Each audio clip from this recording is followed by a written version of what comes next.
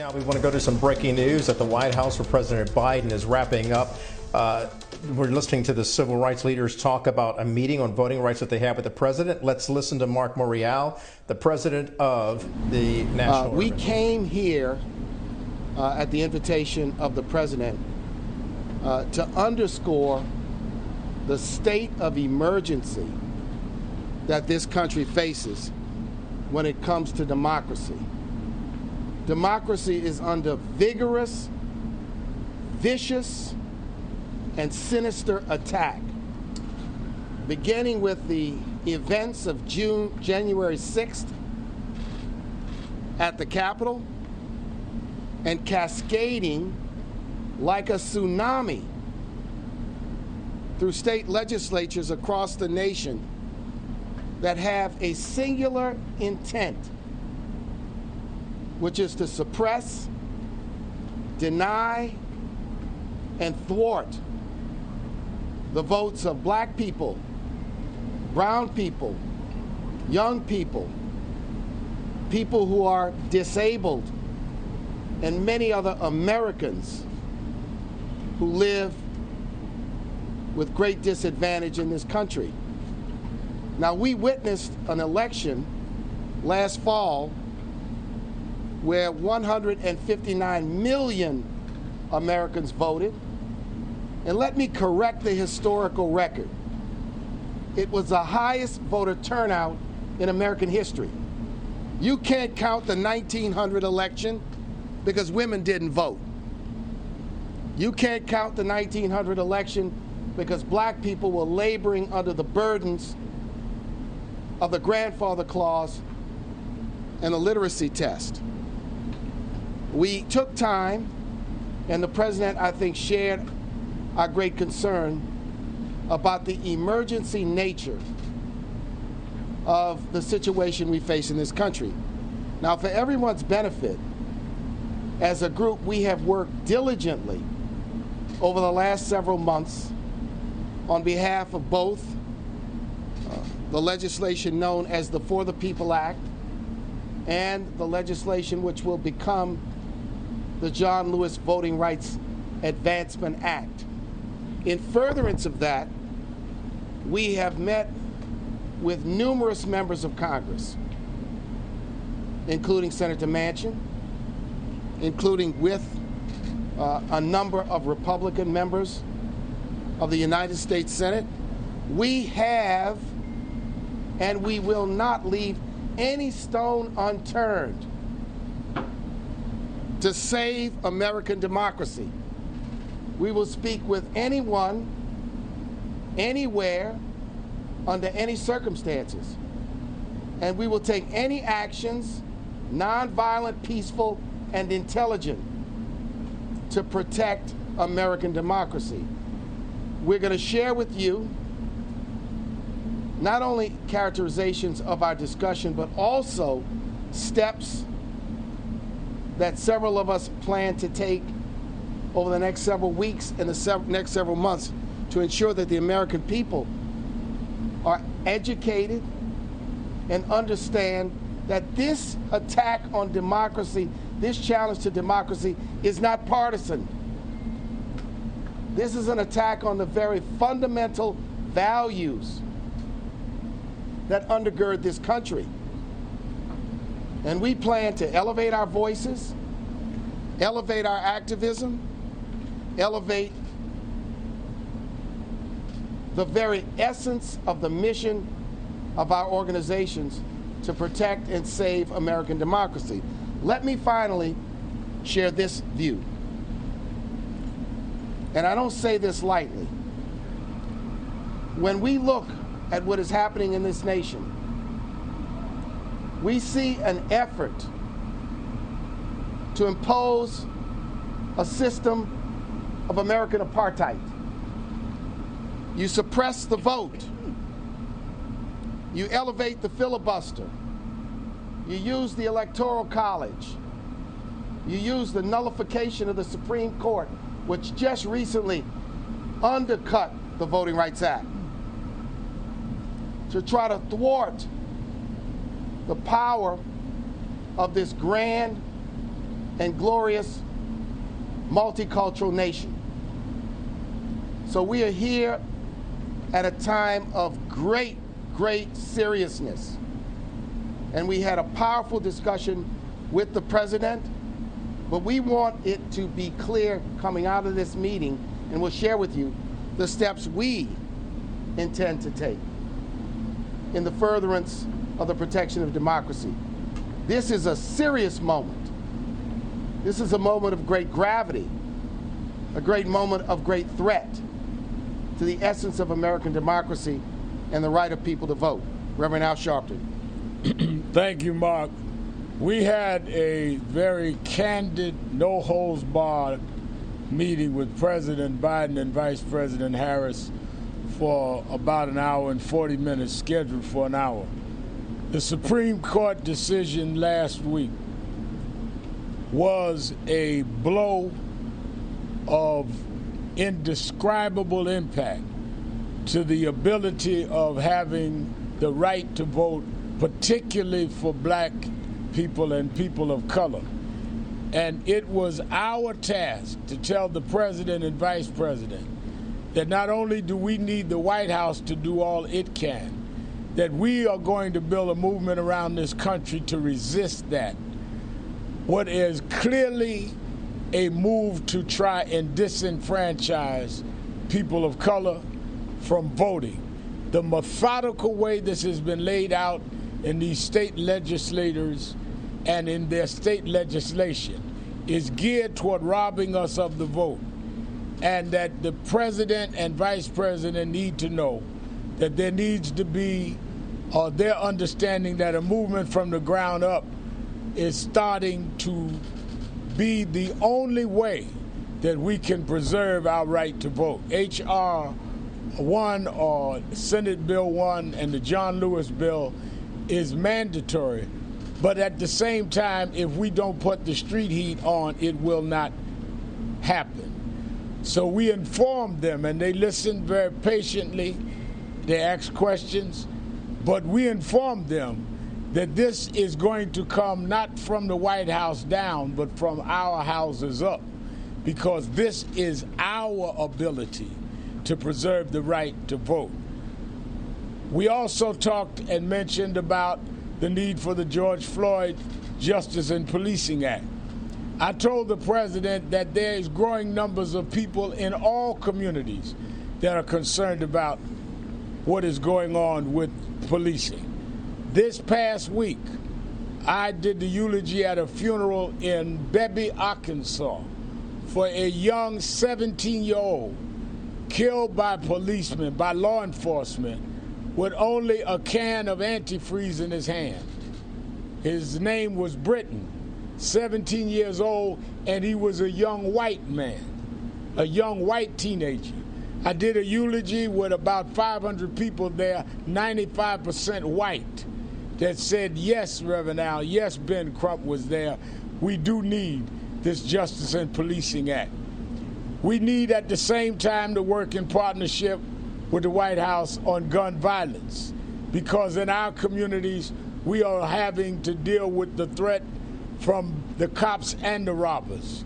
We're dealing with multiple instability, but all of it cannot happen without protecting the right to vote.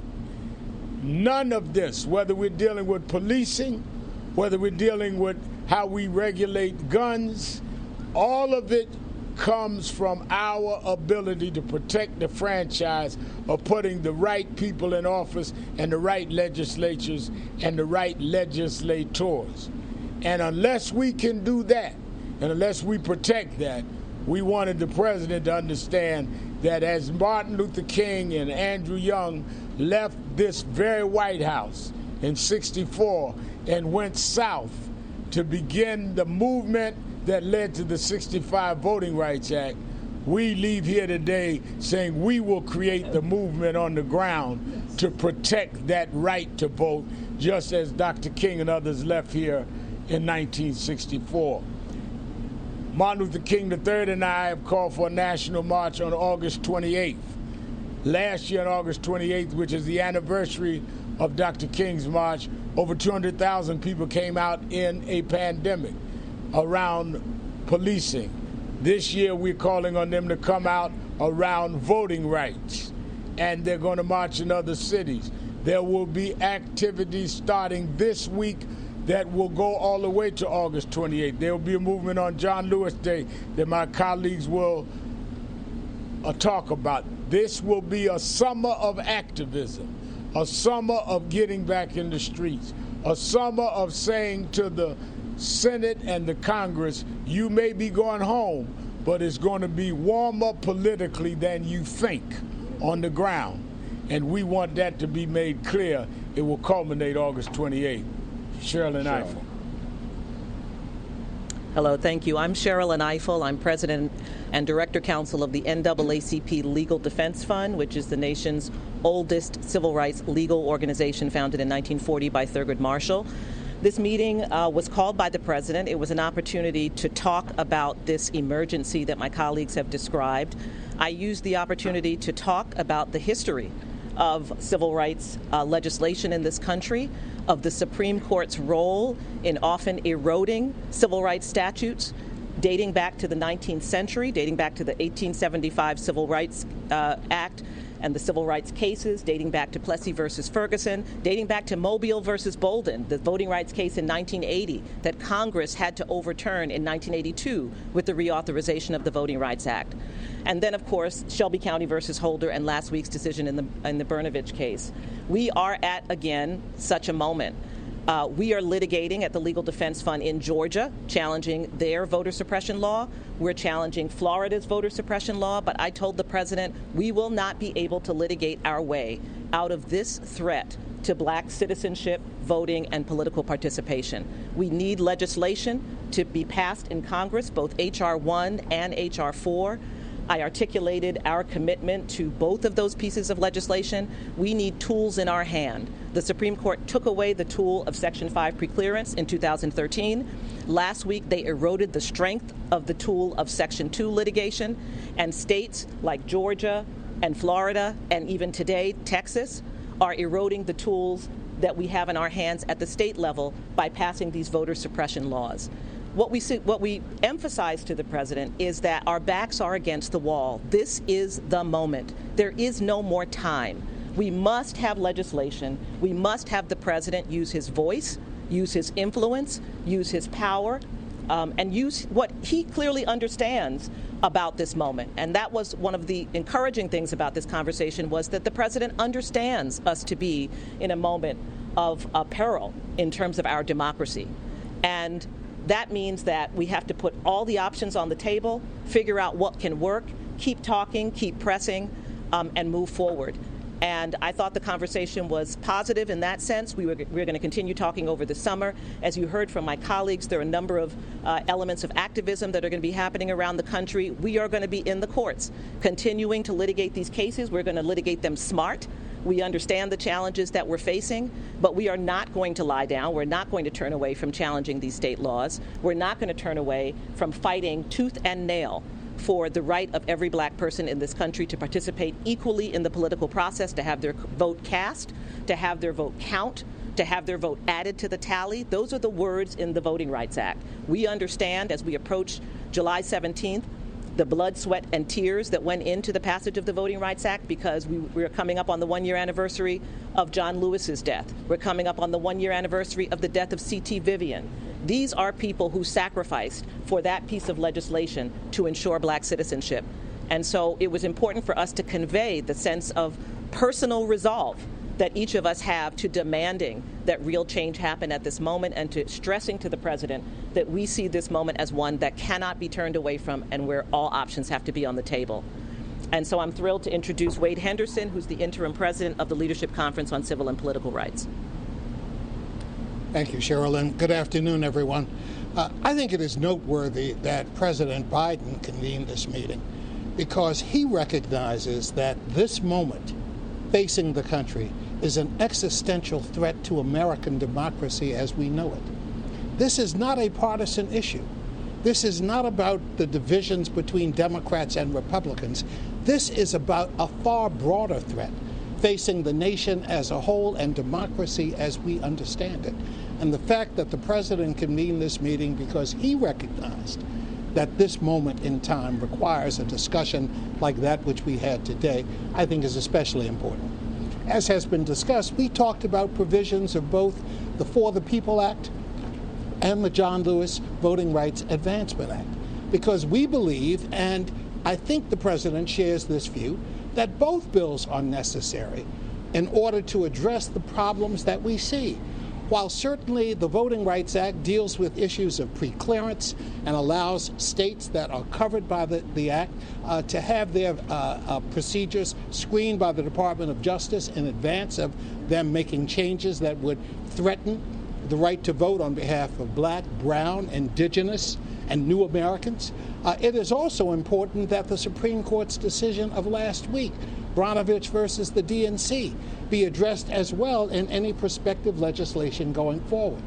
But the standards that would be set for voting by the For the People Act are also critically important, because without those provisions, it is impossible to address what is happening at the state level.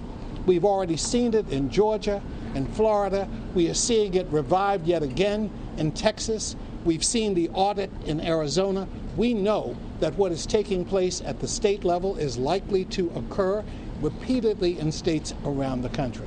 So we think it is important that those issues be addressed as well. And one final point that we underscored.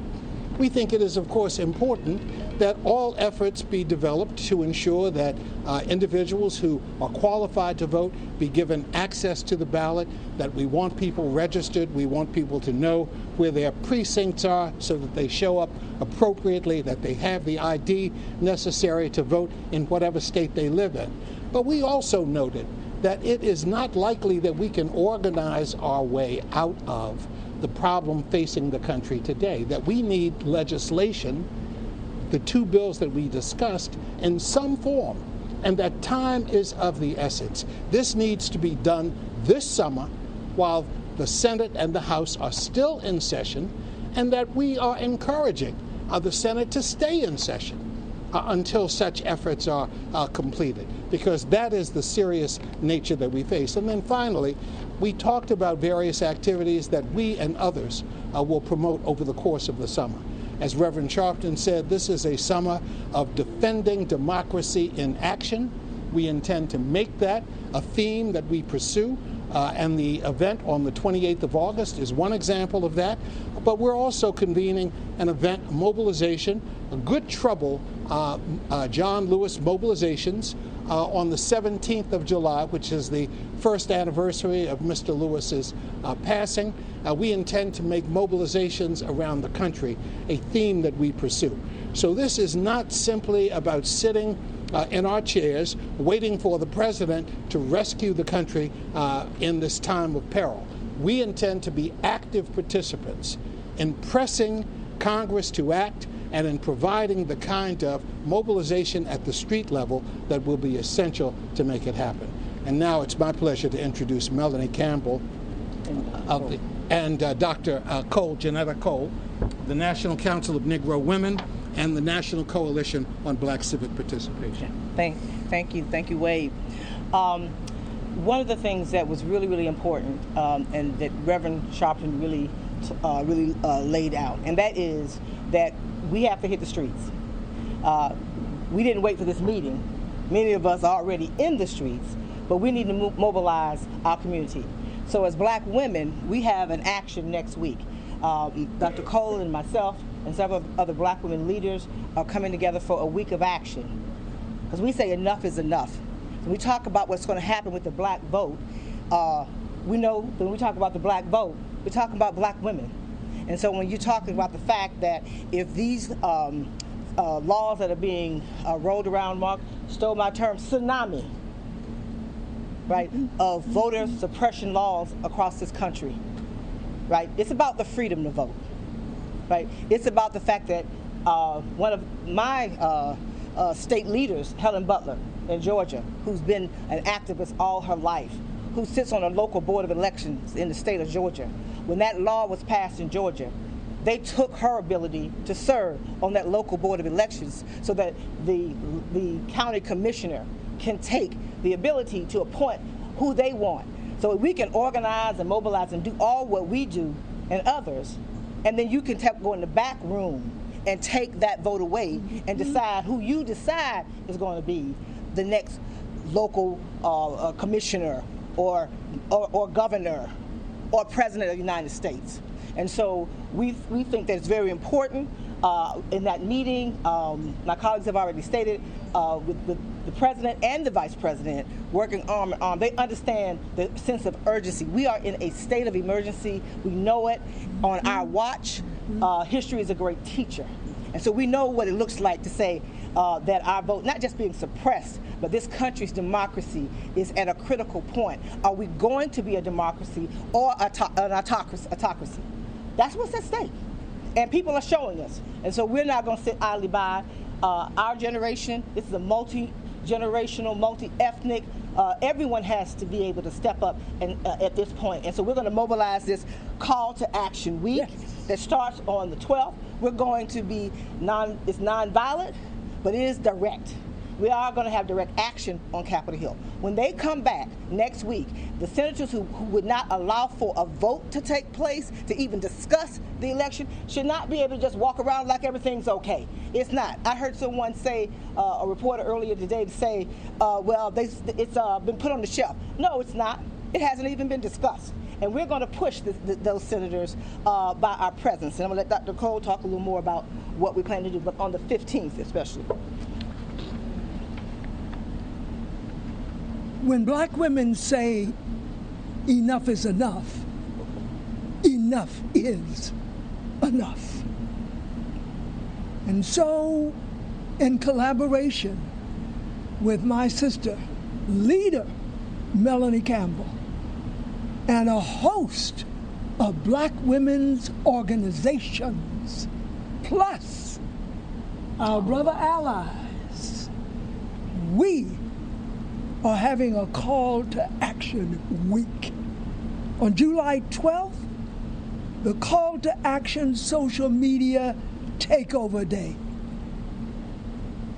I may be old, but I know the power of the social media. We will use it.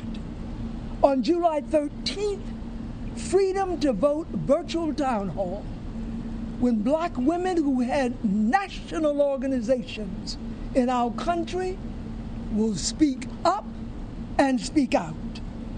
July 14th, we're going to call them up. A national call-in day to Congress.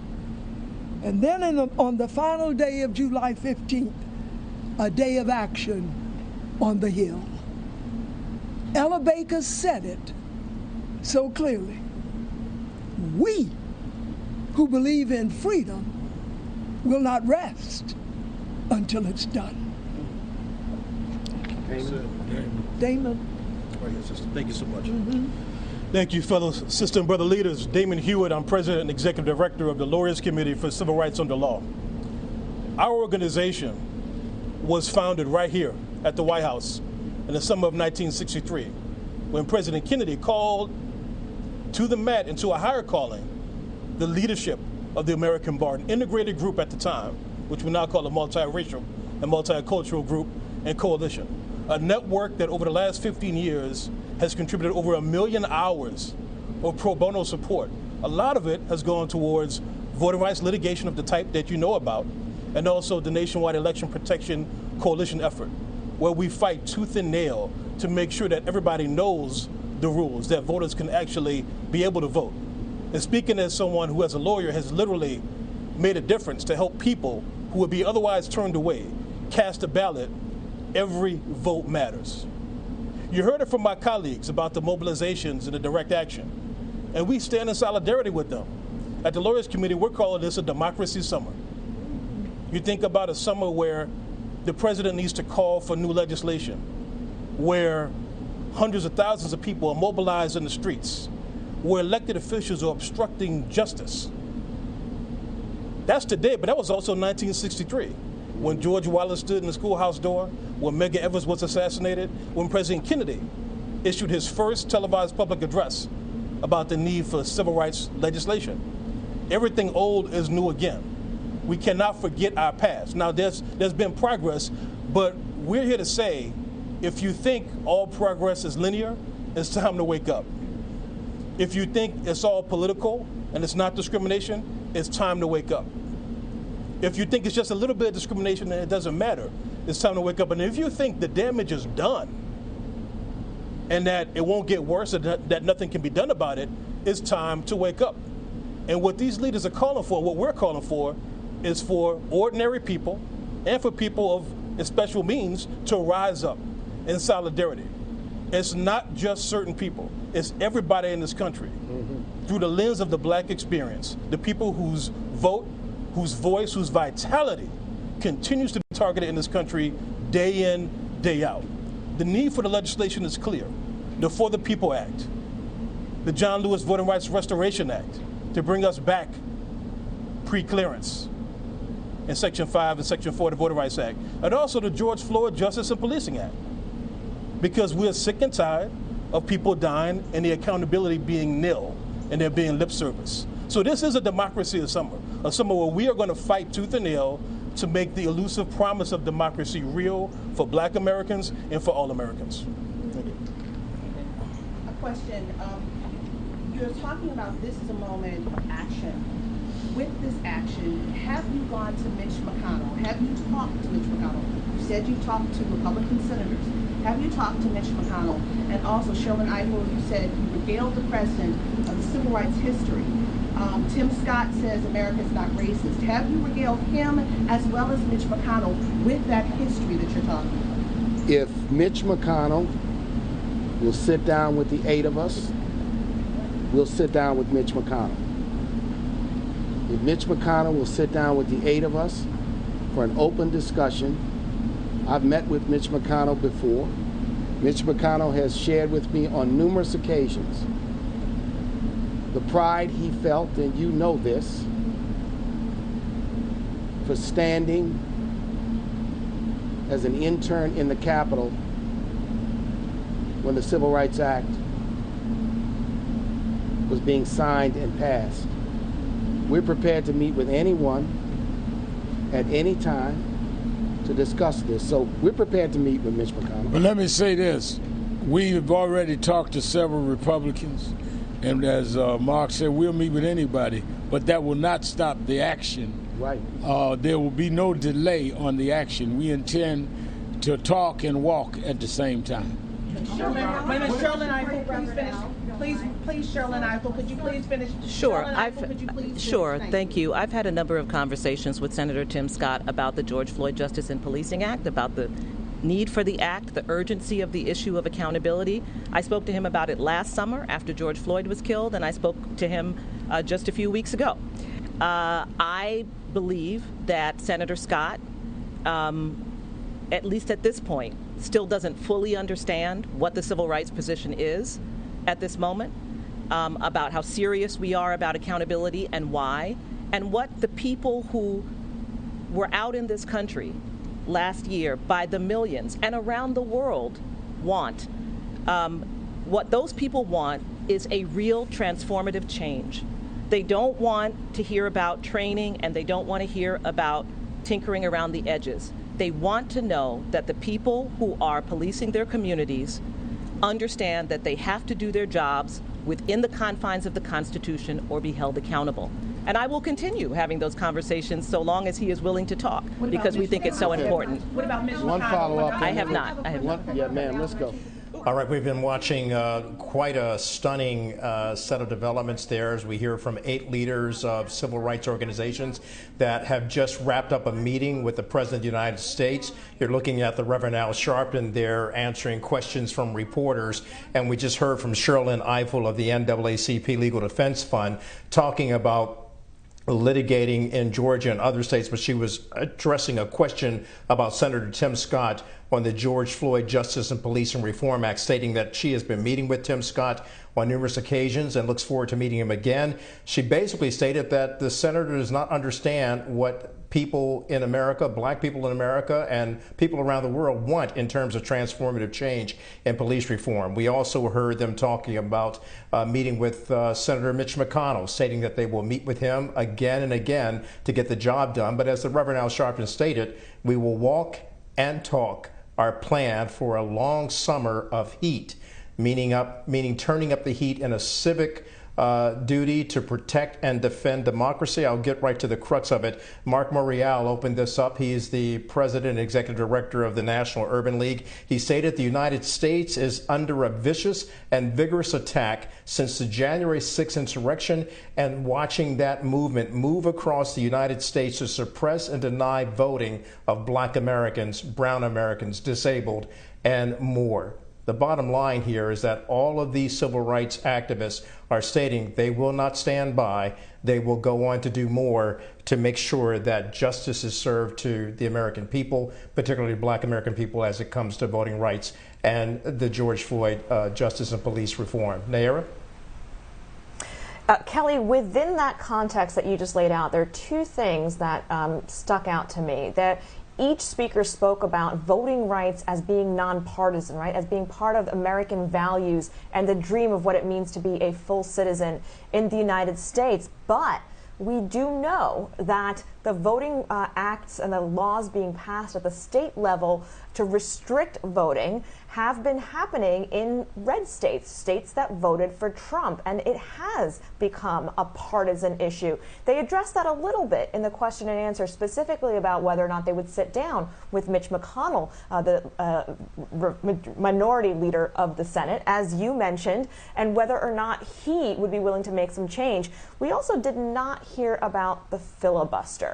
And now that may be something that was discussed in the meeting with President Biden and not something they want to publicly disclose yet, but that's going to be a critical part of this, of making of how you will leverage the filibuster in order to be able to break this deadlock in the Senate. Is public action going to be enough when there's clearly a legislative play in Congress and one at the state level that also needs to happen? But clearly these organizations are capable of organizing and able to bring people out across the country. That's part of why it's so important to have these organizations sit down with President Biden today.